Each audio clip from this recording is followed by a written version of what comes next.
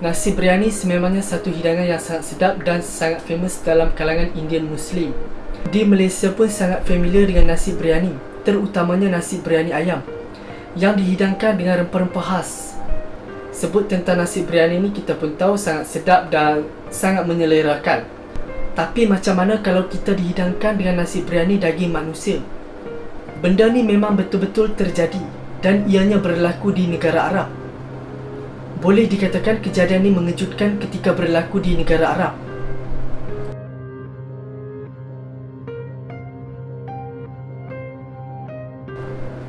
Dari artikel yang Akmal baca, kejadian ini berlaku pada pasangan yang kita boleh katakan pasangan normal lah, pasangan yang biasa.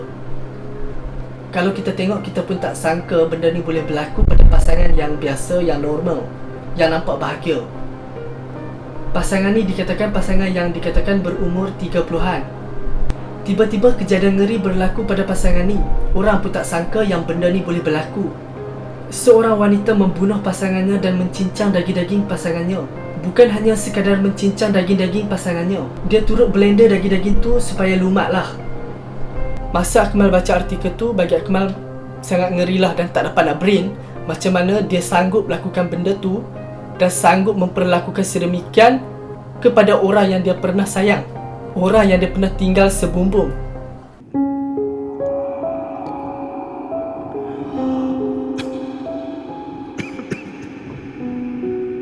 Menurut artikel yang Akmal baca, wanita tu selepas dia mengisar daging-daging pasangan dia, dia masak nasi biryani. Bila dia masak nasi biryani dan dia berikan kepada orang-orang luar ataupun orang awam di luar yang bekerja dekat kawasan tu lah, dia bagi mereka makan. Mereka pun tak tahu yang mereka makan nasi biryani daging manusia. Serius, Akmal tak dapat nak bayangkan macam mana perasaan orang-orang yang makan nasi biryani tu dan selepas mereka dapat tahu yang mereka makan daging manusia. Bila terbayang pun kita dah rasa meloyakan dan sangat takut, apatah lagi orang yang mengalaminya. Dia bukan hanya bagi kepada manusia, tapi dia juga bagi kepada anjing-anjing jalanan.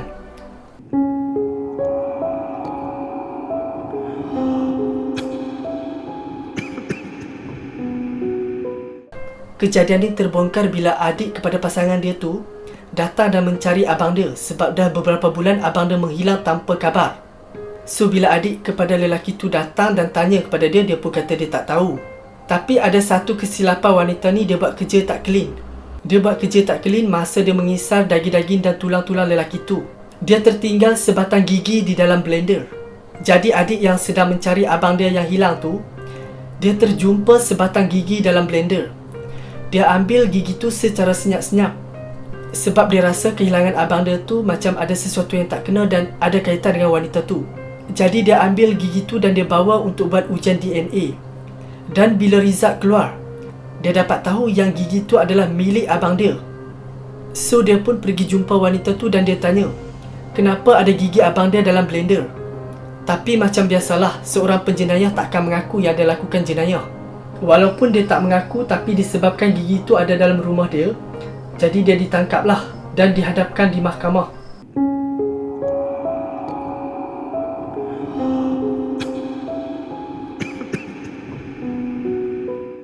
Bila dia disoal siasat, dia pun akhirnya mengaku.